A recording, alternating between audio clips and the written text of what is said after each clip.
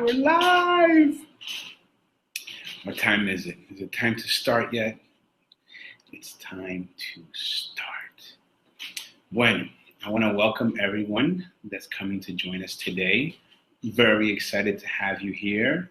Sydney, thank you. Christy, Mariah, and everyone else that's coming in. So first, Dre, how you doing?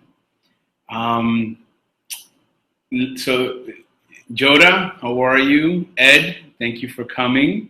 So wonderful to have all you guys here. Very interesting time. Thank you so much for coming and being here. So first, we're doing something a little different here right now. We're simulcasting, live broadcasting simultaneously on Instagram Live and Facebook Live. I don't know if it's been done before, but we're doing it. That's pretty awesome. Next, I'd like to give thanks to my amazing production manager, Mariah Ganesa, who's over there in the background making sure that everything runs smoothly. And she'll be helping field questions when the time comes. Next, I want to give thanks to Rhythmia. As you can see, where are they? Right there. Rhythmia, if you don't know, is the only medically licensed plant medicine facility in the Western world. They have an entire Western medical team on staff, and they have ancestral plant medicine staff as well. And so what they do here is they offer you the full plant medicine integration experience with the plant medicine, but they give you the support of a Western medical facility. So a lot of people who've never journeyed on medicine for the first time, as an example, have some very normal concerns, especially about what may happen or may not happen. And so the Western medical staff here at Rhythmia is trained to understand the plant medicine experience and give anyone support who may need it with Western medicine. So it's an amazing bridge, Rhythmia. It's an amazing pillar of light. If you guys don't know about Rhythmia, please check out rhythmia.com and you'll get all the information there. My teacher, Taita Juanito Guillermo Chindoy, will be back here in October. So if you guys want to come down to Costa Rica to a medically licensed plant medicine facility, Rhythmia is the only one in the whole Western world, and it's the only place with a medically licensed plant medicine facility in the Western world where you'll find my teacher.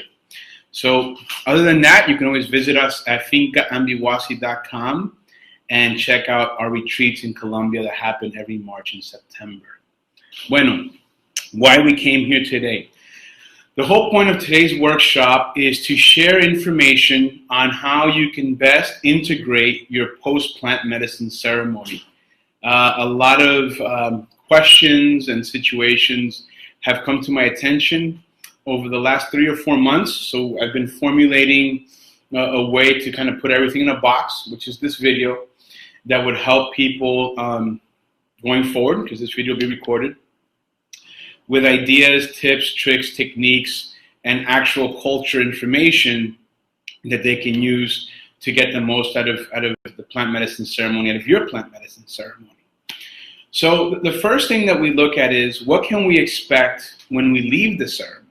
You know, we had an amazing night, an amazing 2 nights, or an amazing week or 11 days, and we drank some yahe, we drank some ayahuasca brew, or maybe we had a San Pedro ceremony, or a peyote ceremony, or a mushroom ceremony, and now you're ready to leave the mountain, as they say, and go back into the city. What's going to happen? Most of what I speak on today will be focused with ayahuasca and yahe, but this can be applied to any post-plant medicine ceremony because the frequency of love is the same in all the plants. The consciousness and their intent to heal is the same in all the plants. So a lot of what you do post-ceremony is the same. If the connection isn't good, guys, maybe it's your connection. I don't know. I'm so sorry. Over here we have full internet on, and And if the video sucks, I'm sorry, but the audio counts. So if you can stick with the audio, that's really what matters. It's not how ugly I look, but how important the things that I've learned that I'm able to share with you are. Okay. So some people are saying that, and my production manager's telling me that if you want to hop on Instagram Live, which is also Carlos Duran Live, instead of Facebook, some people are saying that that's better. So we'll go on with the class. Okay, so what to expect once you go home. So here's the thing. You've had this experience. You've had a connection with celestial bliss. Okay, you rocked out with the spirits. You went into your healing, and now you're going to go home. Chances are that nothing at home changed, nothing at work changed, nothing with your friends changed. The only thing that changed is you, okay? Because change is perspective. So if you can change your perspective, then it seems like other people changed. When we abandon judgment, when we abandon criticism, when we abandon the concept of blaming others for what's happening to us, when we walk away from this and we shift our view to more of a self-centered view. And what do I mean by that? Not self-centered as in everything for yourself, but everything created by yourself. What you do, how you think, how you act, how you look at things, how you treat yourself, how you treat people. All this influences your environment. So chances are that everything that you're going to go back to is the same. The only thing that's different is you. So now what do we do about that? Because the truth is that if we don't make some real changes and we step back into the same thing, then eventually everything that we gained will be lost. And it's very interesting because once we have that gain and then we lose it, it's actually worse for us, okay? The feeling, so it's like if you were here, right? And then you went to plant ceremony and you went up and you went up and you went up, and then you went back to a place where there's no changes that were made in your actual life. You know, eventually that environment's going to drain you down, but you're going to feel at a lower place than you were when you first went to the plant medicine ceremony. Why? Because you already had a taste of the good stuff. You know, once you have a taste of the good stuff, you can't go back to like the sucky stuff, you know? So the question that we're going to answer today is, how do we keep that good stuff in our life? How do we keep that good taste in our daily living after the plant ceremony? So the first thing to do is to acknowledge that there's probably going to be little to no change in the other people, in the other environments. And 100% of the change is happening inside of you, okay? So that brings us to something that's very basic, which is environment, okay? What kind of environment are you going to go back into, okay? If you have toxic relationships that don't serve you, you know, you're going to have to leave those relationships. You have to remove yourself from that toxicity, okay? If you have an environment at home, okay, that's toxic, you have to change that home environment. Take a look around. Is your house a mess? You know, are there pieces of your house that are falling apart or that can use a little bit of a spring cleaning, a deep cleaning, you know? Can you use a fresh coat of paint? You know, is there mold building up anywhere? This is actually very important because if you have an aesthetically clean environment, it's like when you put on nice clothes, it makes you feel good. You know, you just feel good because things are nice around you. And even though that's something simple, and a lot of the things that we discuss are going to appear to be simple, but if you don't actually apply the practice, then it's only theory and you never got the benefit from it in your actual life, okay? So looking at our environment at home, that's really important, okay? So there's the physical environment of the office, the workspace, the living space. There's the physical aspect. This has to be made beautiful, you know, flowers, plants, pictures of saints, of goddesses, pictures of beautiful places. Well, only you know what uplifts you, but find things that are beautiful to adorn your environment, because this is your space, whether it's work or home. You have to have beauty surrounding you so that vibration, it gets imbued into you. That's super important. Then we're looking at things like saging, using copal, smudging, okay, using sacred smoke to clean the area. You know, Obviously, if you work at a cubicle or at an office space that maybe won't allow you to sage or use copal, you might be able to use a little bit of Palo Santo or a copal incense to clean your personal workspace.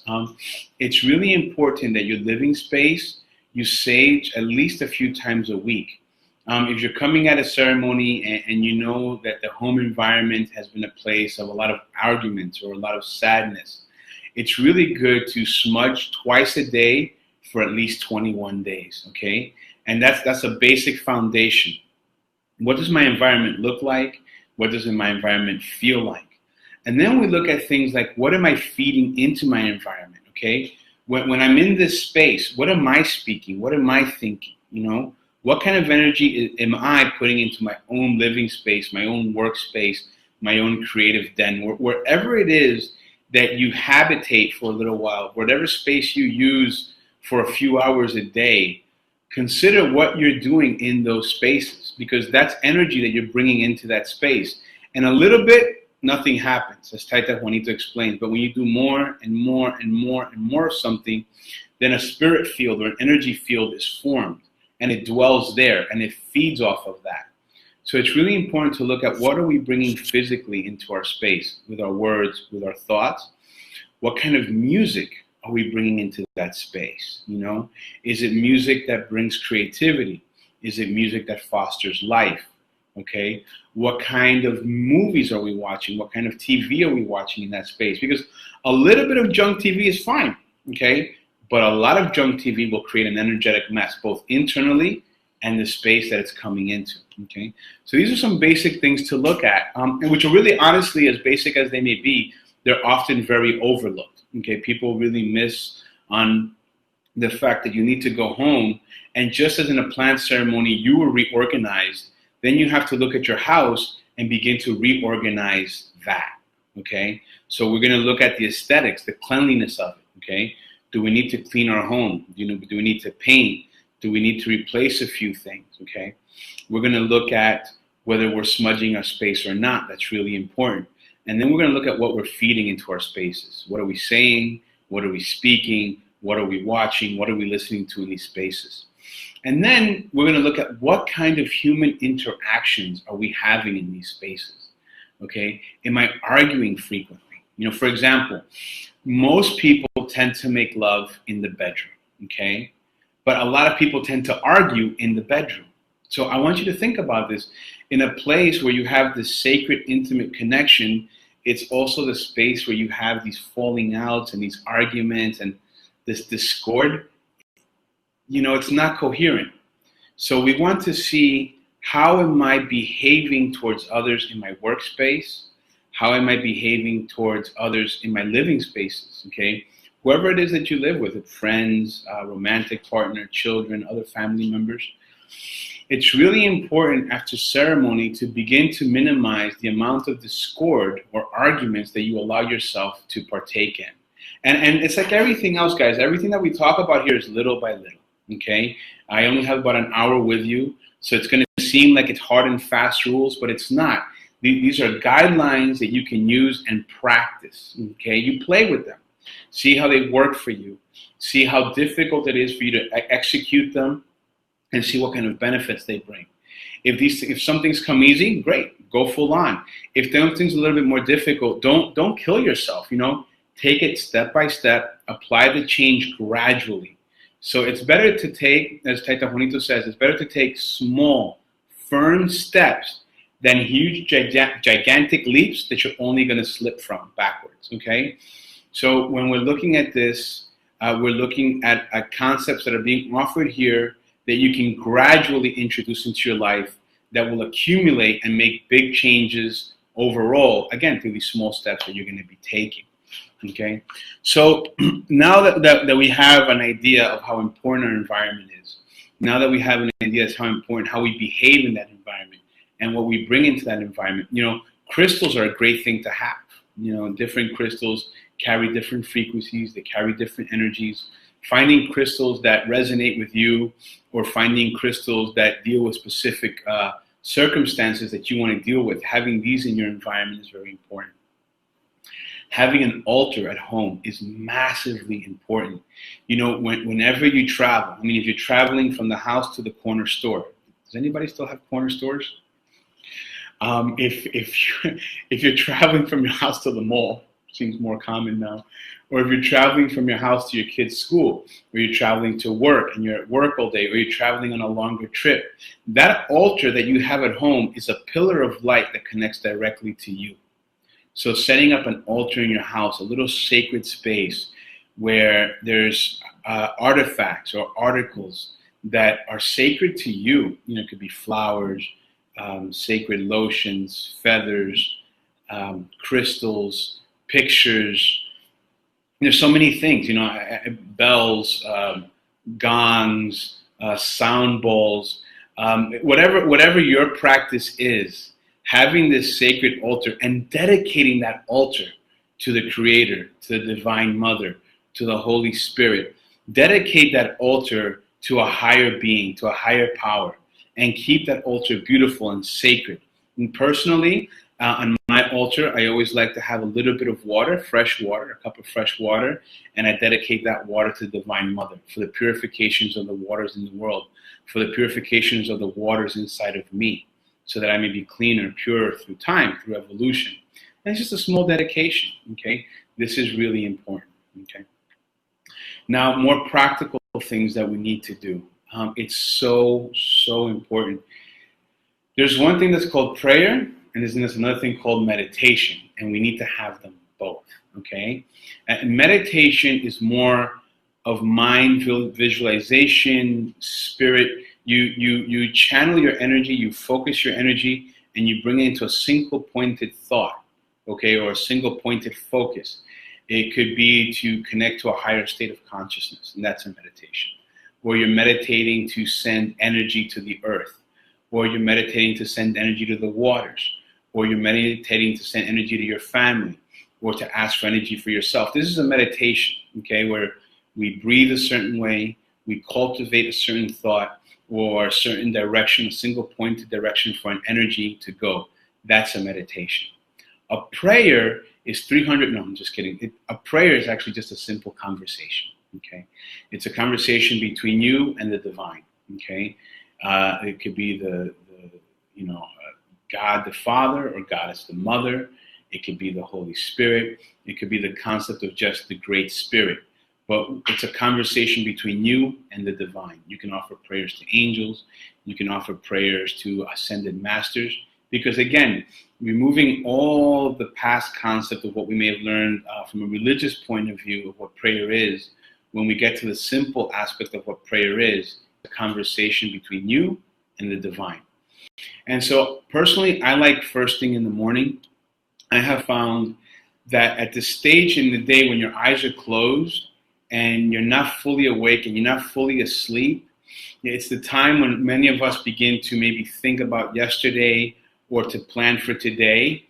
This time when you're not awake and you're not asleep, but your mind is there already, your soul still hasn't fully come back into the body from the night's journey, okay? Because when we sleep, we know that the soul leaves the body to recharge. So when you're in that moment where you're partially awake and partially asleep, the soul is acting as a bridge between your physical body and the ethereal realms. So at that point, any prayers that you send, any meditations that you send, have a direct connection into the cosmos through your soul acting as a bridge. So that to me is a perfect time to lay down some prayers. I call that the seed level of my day, as Kabbalah teaches. So, and I put a little seed. Even if I'm going to pray more later, I just like to get that basic seed in.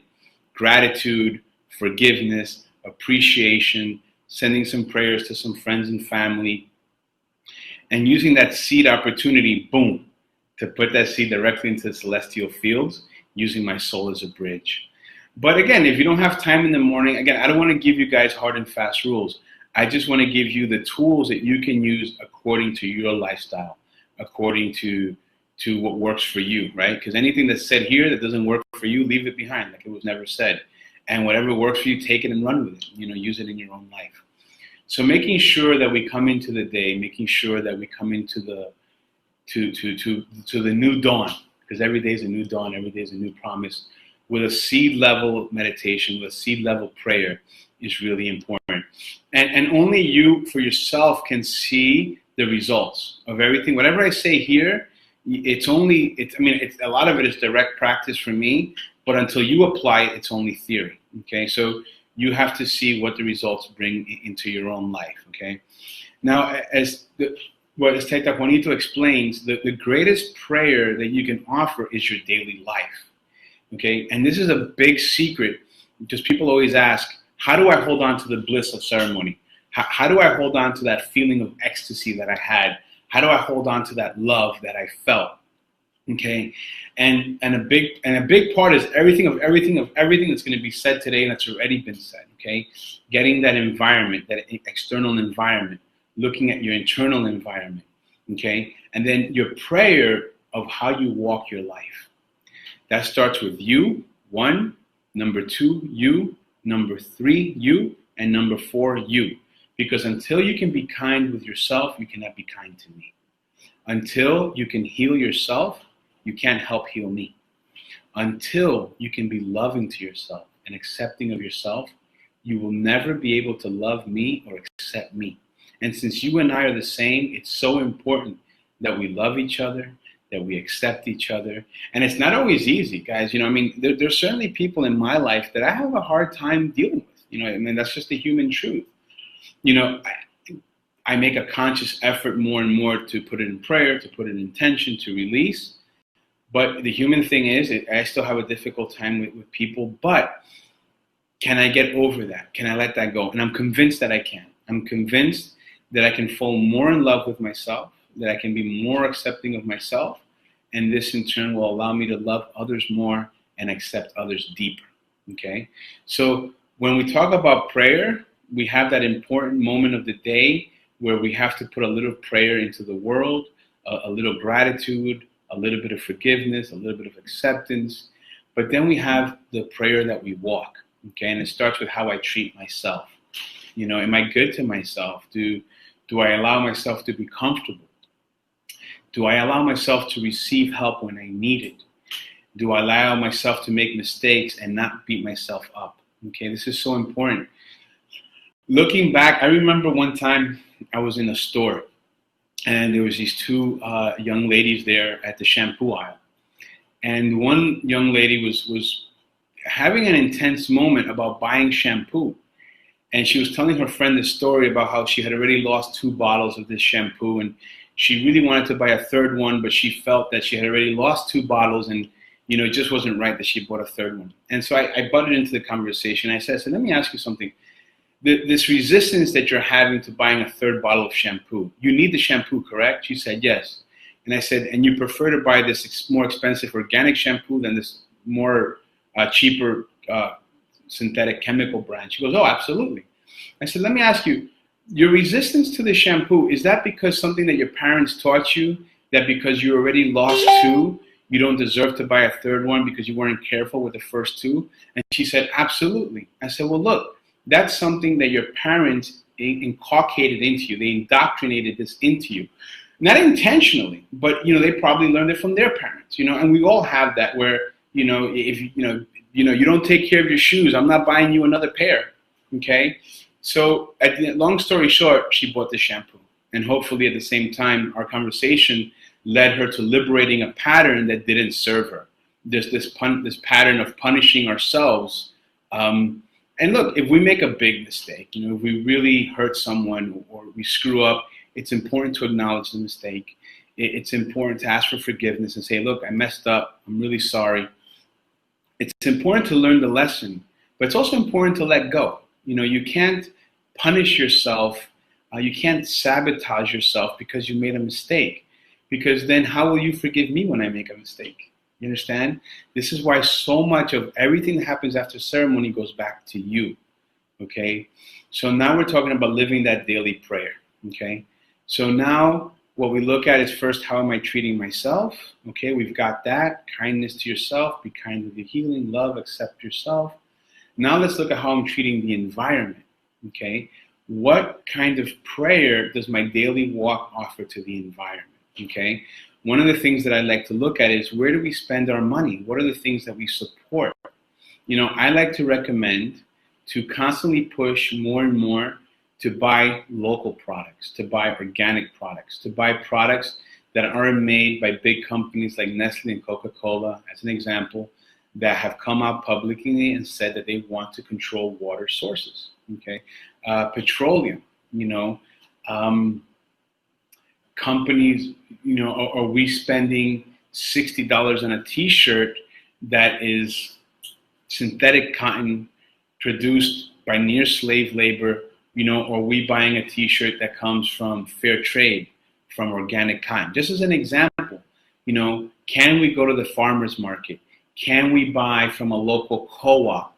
Can you take your money out of a big bank and put it in a credit union?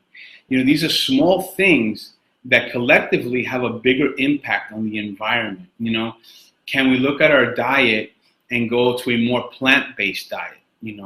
Can we remove synthetic drinks and pasteurized drinks from our diet and go to filtered water, making juices at home, or buying organic juice maybe from the farmer's market or from Whole Foods, as an example?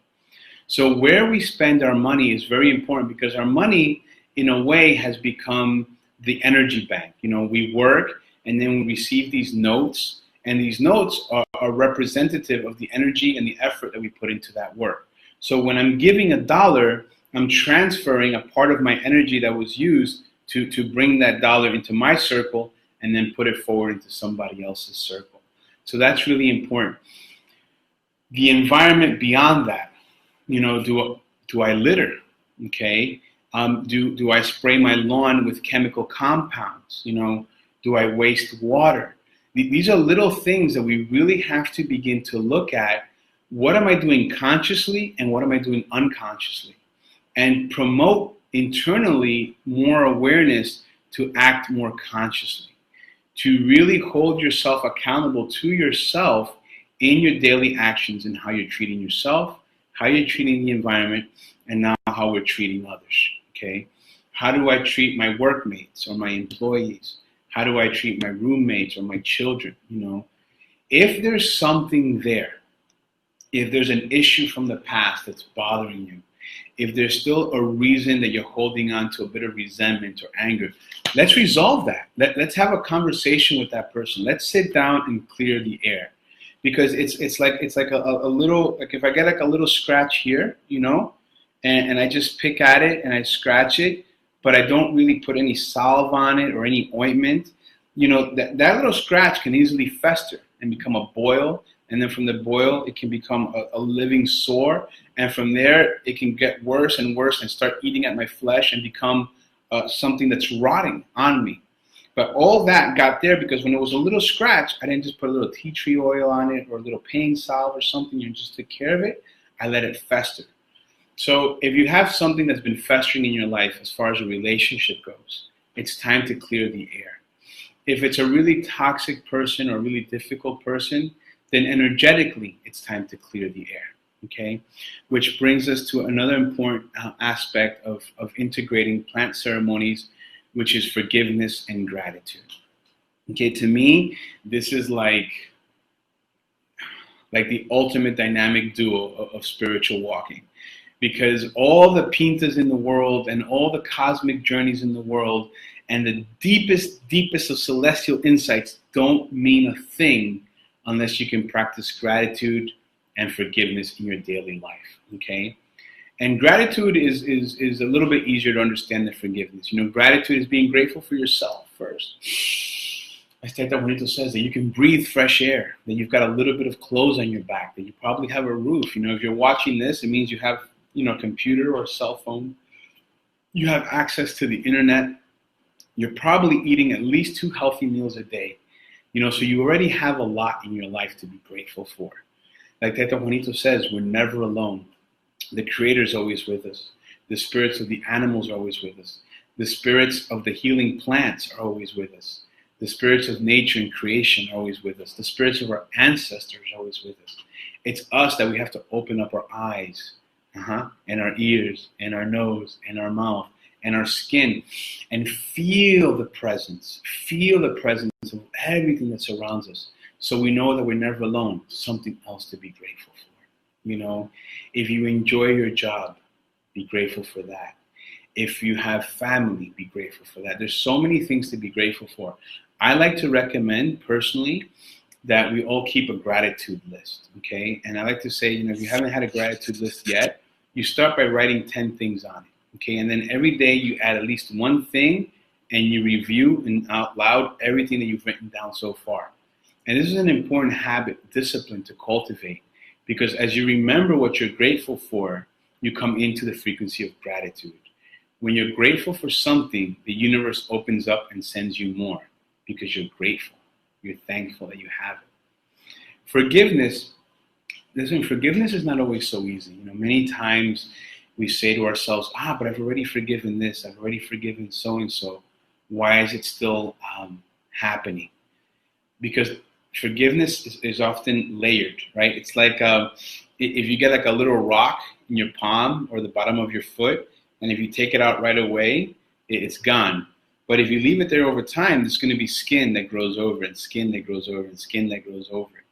And like this is like forgiveness, like an onion. Sometimes there's a lot more layers to forgiving someone or something that happened than what we're immediately aware of. So we have to forgive time and time again. And many times it's forgiving ourselves, accepting and forgiving ourselves, and then moving on to forgiving the person or the people or the situations that may have hurt us or caused a negative impact on us, okay? One of the best tools that I have found over the years for forgiveness is the Ho'oponopono method. Ho'oponopono method. Complicated. But this method is a 2,000-year-old Polynesian Hawaiian technique, and it's very simple. If it goes like this: I'm sorry. Please forgive me. I love you. Thank you, thank you, thank you, thank you, thank you. Okay? I recommend that you look it up. It has an amazing story behind it. And you can read a little bit more about the technique and use it in your life. Personally, I had a very turbulent relationship with my dad. And it took me 3 years, but every day for 3 years, I would pray the Ho'oponopono method for my father. And really, you're praying for yourself, because when you forgive, it's for you. Because you're the one that's carrying the weight. You're the one that's carrying the baggage. So after 3 years, I was able to come into a space of love and respect for my father. I don't have regular communication with him. He actually doesn't speak to me. But in my heart, I love him. In my heart, I respect him. And I'm grateful for the whole experience that he brought into my life, okay? But that took work. It took work. I had to get into that forgiveness prayer every day, the Ho'oponopono method, and apply it. And my heart is healed. Because what happens is, it's like this. When we carry something, it's like this little pen. How much does this pen weigh? And some of you guys say, so many ounces, so many ounces. The truth is, it doesn't matter how much the pen weighs. What matters is, how long am I going to hold it for? I can hold it for a few seconds and nothing happens. If I'm holding it out for a few minutes, eventually my arm will start to strain. If I'm holding the pen out for hours or days, my arm will cramp. Okay, so it's like this. When I'm holding on to a pain, to a trauma, to some suffering that someone inflicted on me. Okay, if I hold on to it for a day, it's one thing. But am I holding on to it for 5 years, 10 years, 15 years? It's not impacting that person anymore. It's impacting me. So when I forgive that person, when I let go of that situation, I'm really releasing myself of the burden of having to carry that with me. Okay? The method of forgiveness is the Ho'oponopono method, okay? And Mariah just put a link up there for you guys to check out. If you have any questions at the end of this, I'll be giving out my email, and you can send me some questions regarding that or anything else. And in a little bit, we're going to open up for questions and answers as well. Okay, so forgiveness is really about you, okay? So far, what have we discussed? We've discussed that change is perspective, okay? You are the one that's going to change, and that's going to change your relationship to everything and everyone else around you. We've said that we have to take a real serious look at our external environment, the aesthetics of it, the spiritual cleanliness of it. What do we speak into our environments? What do we think around our environments? What do we watch? What do we listen to? How do we relate to other people around our environment? We talked about meditation and prayer as a tool. and your daily living as a daily prayer, as a prayer in motion, how you treat yourself, how you treat others, how you treat the earth. Okay. Now we spoke about forgiveness and gratitude and how important that is. Because our teacher, Taita Juan Guillermo Chindoy Chindoy, often speaks about reconciliation. And people say, well, what is that? Because you can look up the word reconciliation, but is it, it's kind of hard. Like, what does it really mean when you're applying it to your life? Okay. So to reconcile with something, to reconcile with the past, to reconcile with yourself is acceptance. You accept what happened. Okay. This happened. Okay. I accept it. It happened over here. It happened. If it happened 10 minutes ago, it's like it happened 1,000 years ago because it's in the past. It doesn't really exist anywhere except in our minds now. Okay. So the first step to reconcile is to accept. Okay. Then to forgive, then to be grateful for the opportunity to accept and forgive. And this brings us reconciliation. And many times we have to go, just like forgiveness, we have to go again and again and again and again back to this point where we can reconcile again and again with this person, with this past trauma. But it's important to let it go and not be so prone to going back to the past. Okay, because if you had the plant therapy, if you had the plant medicine, you've been healed. All this stuff has been wiped away. It's not only existing in your mind. So if you can abandon the past from your mind, and like Taita Juan says, only carry with you good thoughts, only carry with you sweet thoughts into the future, then the past is erased. You're liberated from it. You can literally write a whole new story. What happens is many times we identify with our past, this is me, a survivor of, like literally I'm a survivor of rape, okay, if I say it that way, okay? But really, it happened a long time ago. It's done, you know what I'm saying? Have I been able to move past it? Have I been able to forgive? Can I find my joy again? Can I find my sexuality again? Can I release the shackles of this memory that are holding me back from evolving, from being free, from living in a permanent state of joy? Because it's this attachment to the past, it's this attachment to the things that happened, or this attachment with this person is this way, they're this way, they're this way, they're this way. If you're always, you can never smile. You have to let go. You have to let go in order to smile. But once you let go, the happiness that you find is so good, that's what you want to identify with. I'm a happy person. I'm a joyful person. I'm a person that makes mistakes and can ask for forgiveness. I'm a person that can be hurt, I can be wounded, I can heal, and I can forgive. You understand? Because the thing is, where's our mindset when we go back home? Where's our mindset when we leave ceremony? Okay? Because if you're going to get angry and 15 minutes later or a day later you're going to be happy, why bother being angry? If you're going to get sad or depressed or feel lonely and a day or 2 or 3 later feel happy and joyful, why bother getting depressed? Why give yourself that trip through the lower frequency if you know you're already going to come into a higher frequency? Do what you can to sustain the higher frequency. Accept, forgive, find joy. Change your mind. Stop thinking about something for a while. Take a walk. Cool down. Okay? Let your mind relax a little bit. Don't be so involved in the thought. Okay, you have to practice, and the only way to do it is through practice. You have to practice moving out of the mind space and into the heart space. That's the only way. It doesn't happen magically. Okay, it's truly a discipline. And if we look at life, everything is a discipline. Okay, if there was a time that if we wanted to eat, we had to have the discipline of planting food, taking care of it, and harvesting it. Okay. If I want to have a clean home, I have to have the discipline of cleaning my home, or the discipline of going to work so that I can pay someone to clean my home. Okay. If I want to have a healthy body, I need the discipline of having good nutrition and good exercise. I need the discipline of having good thoughts, because we know already scientifically proven that the thoughts that you carry generate emotions, and these emotions send messages, signals to the cells in your body, and that creates a vibration, a feeling. So if you're sending negative stuff through your mind, it's negative stuff traveling through your body. If you're sending happy stuff and cheerful stuff and forgiving stuff through your mind, it's forgiving, happy, cheerful stuff that's traveling through your body. The science is not complicated. It's us that make the discipline and the practice hard. Okay, because sometimes I know I can be lethargic, I can be lazy, So sometimes we have to kick ourselves in the butt and say, what do I really want? I really want the end goal. So it's just like everything else. Society, Western society has made us very good at seeing the benefit of sacrificing life for money, as an example. And we know how to achieve that goal. Why don't we take those same practices and sacrifice life for more life? Okay?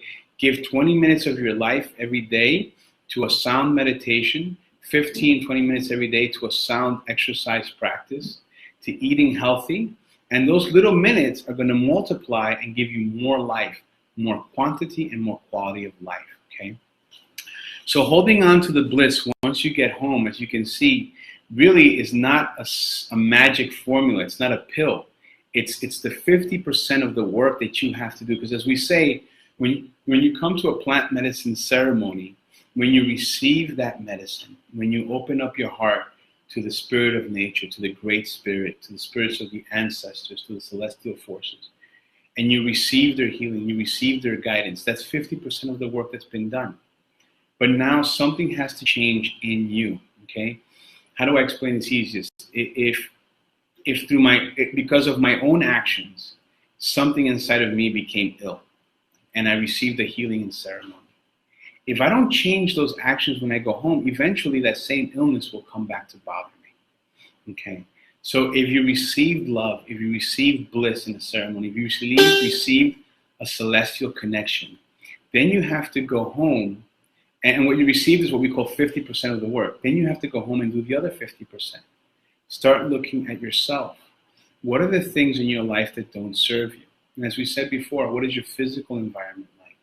What is your mental environment like towards yourself, towards others, towards the earth? What kind of actions do you take? Okay, and you set up a list of everything that serves you within yourself and everything that doesn't, and get rid of what doesn't serve you any longer. And sometimes it can be done right away, and sometimes it takes small, firm steps to achieve a permanent change. The idea here is to be kind with yourself in the process, okay? Don't set lofty goals. Set simple goals for yourself that you know that you're going to achieve, and continue to step forward into those achievements. Continue to work with those small, achievable goals. And 6 months down the line, you're going to look back and say, oh my God, I'm a completely different person. I have a completely different life. Everything changed. But really, really, the only thing that changed was you. You made the commitment to yourself to allow yourself to live the transformation, to allow yourself to live the change.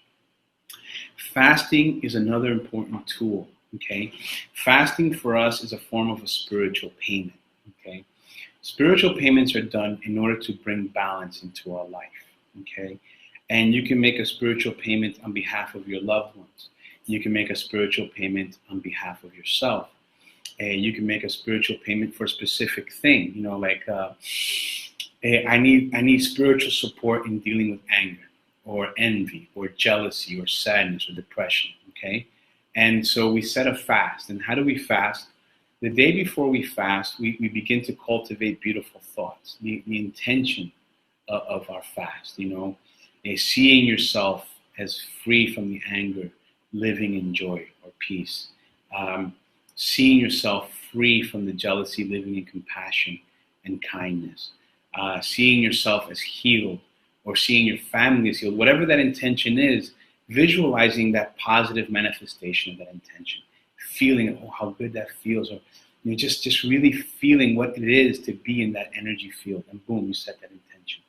And the next day when you go into your fast, you want to avoid your cell phone, Facebook. You want to spend as much time in nature as you can. You can drink tea, you can drink water, you can write, you can sing, you can read, you can be in silence.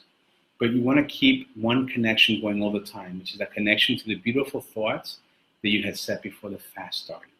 And then when the fast ends, you offer a final sealing prayer, giving thanks for the opportunity to fast and reaffirming what the intention of the payment behind that fast was for. So everything that we're talking about here are things that you have to try at home, okay? From the fasting, we're going to go into sweet baths, okay? Sweet baths are very important to do after ceremonies. Many times we hear about the sweet baths, but we don't really go home and do the sweet bath. And what is the sweet bath and why? So with many, like yahe and ayahuasca, this is called a bittersweet plant.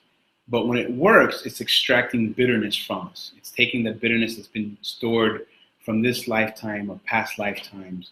Our bitterness, our ancestral bitterness is being extracted in the ceremony. So if let's just say that the bitterness resided here, okay? And now that's the bitterness, and the plant came and extracted the bitterness. Now the bitterness is gone. Well, there's a hole, there's a space that needs to be filled. So we use the sweet plants as plant technology to bring in sweetness, to fill in the holes where once the bitterness resided. And so to make a sweet bath, all you need is basil. You can add rosemary, mint to that if you like, some thyme or some cinnamon as well.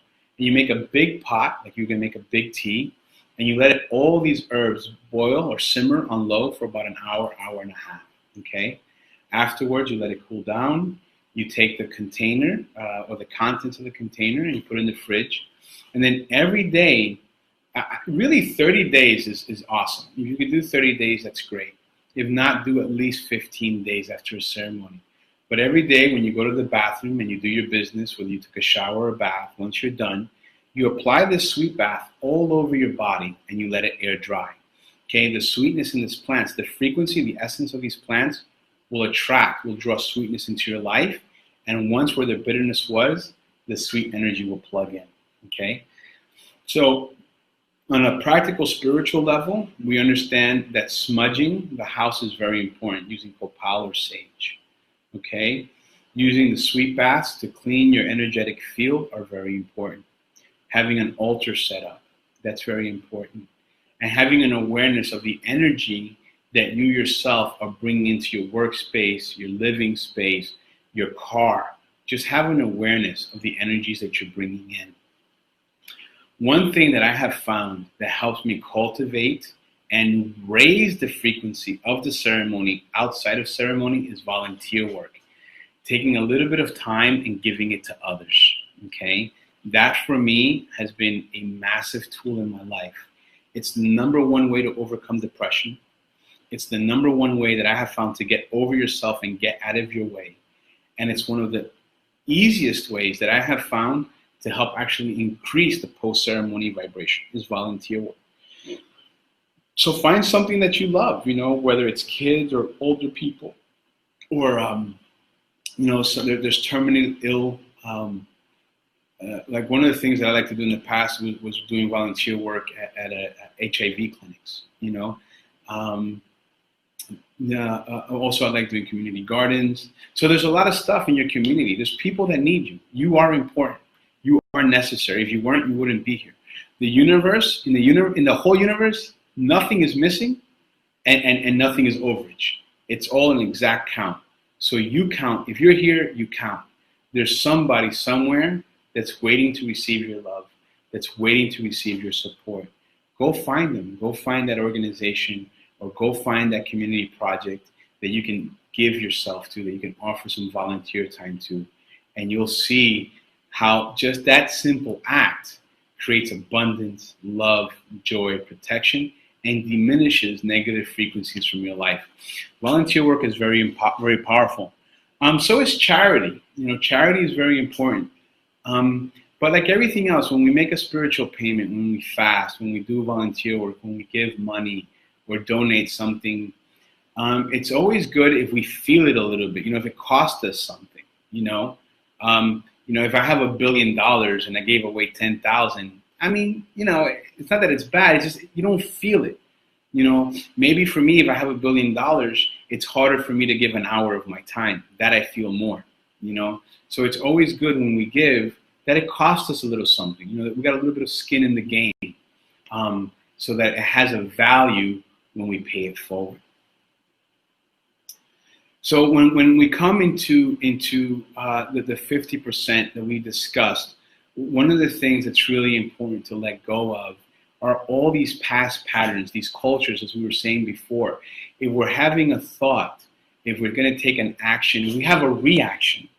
Let's take a step back and see, where's that coming from? Is it a pattern that I learned from my parents, my grandparents? Is it something that I picked up in grammar school or high school? Is it something that I picked up from my social network? You know, is that really a true, authentic expression of myself? You know, if it's not, let us release those patterns. Let us release judgment of others, criticism of others. Let us release self-judgment and self-criticism. Let us step away from self-loathing into self-love. And it's really a choice. And some days it's harder to make that choice, and some days it's easier. But nonetheless, it's a choice that we should make every day to love ourselves. You know, show up with 100% of what you've got. If today you're at 100%, go 100% all in. If today you're at 60%, well then give 100% of that 60%. But do it with love, do it with patience, do it with kindness. Because evolution after a ceremony is a process, okay? It's not a final destination. So you have to be patient with that process. And again, the more that we can humble ourselves before the divine, the more prayer you can have in your daily life. Not just praying with words, but with actions, okay? The more surrender, asking for help from the divine is so important, okay? Because when we ask, we receive. But we have to truly ask and then be grateful for what you get, and then you're going to get more, okay? Fulfillment through plant medicine comes over time, okay? As we say in our culture, Yahe is a central pillar in the plant medicine world, and all the other plants dance around it. But what does this mean? That there is no one single plant that's going to offer you a miracle solution. You are the miracle, okay? You are the miracle. If you're looking for permanent solutions, then you have to adapt permanent changes in your life. So we have the Yahe or the ayahuasca as the central pillar, and we have all the other plants that dance around it. We have to seek either professional guidance or through direct experience, experimenting with these plants to see which ones support us. As an example, if I have a deficiency in my immune system, one of the plants that I want to use is cat's claw, okay? If I want to open up my heart more to love, maybe I want to use cacao, or maybe I want to use San Pedro, or maybe I want to use Mambe, okay? If I want to go deeper in meditations, if I have an overactive mind, maybe I want to use a little bit of rapé, okay? The entire plant kingdom, all the herbs, whether they're master plants or not, they have medicinal support. So we have to see in our life what are the right plants that we can use after a ceremony to support the energy of the Yahe that's already in us. Because it's so important to remember that once we drink the Yahe, it's in our body forever. It's literally in our bones, in our muscles, in our skin, in our mind. But it's like a relationship, okay? I have the Yahe in me. If I cultivate a conversation with her, if I respect her essence inside of me, that relationship is going to be strong. And then it'll become stronger as I find other plants to help fortify and support that relationship. If I drink the Yahe and I have the Yahe in me, but I don't pay attention to her, I ignore her, I don't honor her presence in my life, it's like a relationship. It's really not going to be there for me because I wasn't there for it. So it's so important that once we go home after ceremony, we realize we've ingested a sacred plant into our body. How are we going to honor that frequency that is now traveling with us every day for the rest of our lives? Okay, and so here's what we think about the dieta. Okay, and the dieta or the diet is an important part before and after ceremony. Okay, the diet includes what you eat, what you think, what you speak, what you watch, what you listen to. Okay, we talk about sex in the dieta. The longer that you can abstain from sex before the ceremony and after the ceremony, what it does is it cultivates that chi energy, that life force energy that we find that is released physically from the body at the climax of intercourse. By holding that energy in, we cultivate more strength. Okay. And certainly I'm not saying to go out and live a life of abstinence or anything like this. I'm just saying that within yourself, with what's comfortable for you, after the ceremony, the longer that you can be aware of the dieta and the different aspects of it, right? Because there's a lot of aspects to the dieta. The more of those aspects that you can be whole with for a longer amount of time, the more firm that the relationship with the Ehe, with the energy, the life force energy you've cultivated in the ceremony becomes. And obviously, if you drink frequently, that's a greater advantage. All the preparation that you do after a ceremony really is preparing you for that next ceremony. All the changes and all the evolutions and transformations in your life that you do after ceremony are laying the foundation so you can fly higher and go deeper in your next plant medicine ceremony. So having the dieta is very, very important. And then common sense, okay? Common sense is so important. If your job sucks, get a new job. If you're in an abusive relationship, leave the relationship. If your parents treat you like shit, don't talk to them for a while. Get yourself straight. Get yourself whole. In love. I'm not saying that don't talk to them in anger or leave the relationship in anger or quit your job in anger. No, don't do anything in anger. Do it from a place of love, a place of compassion for them and for you. But first, take care of you, of your healing, of your environment, internal and external, okay? Don't do things that harm you, okay? If you know that you have a leaky gut, or if you know that you have digestive issues, eating fried chicken, and some gravy biscuits probably isn't the best thing for you. Don't do it, okay? Don't do things that harm your mind, your body, or your soul. Do not be you don't have to judge, but have an awareness. Is this relationship, is this association with a job, with a person, with a project, is where I'm living horrible? Do I live in a nasty, low energy environment? Do I live in an apartment building that's just not pleasing? Okay? Then do the things in your life that you have to do to change that. Get a better job. Believe in yourself. Bow down before the Creator.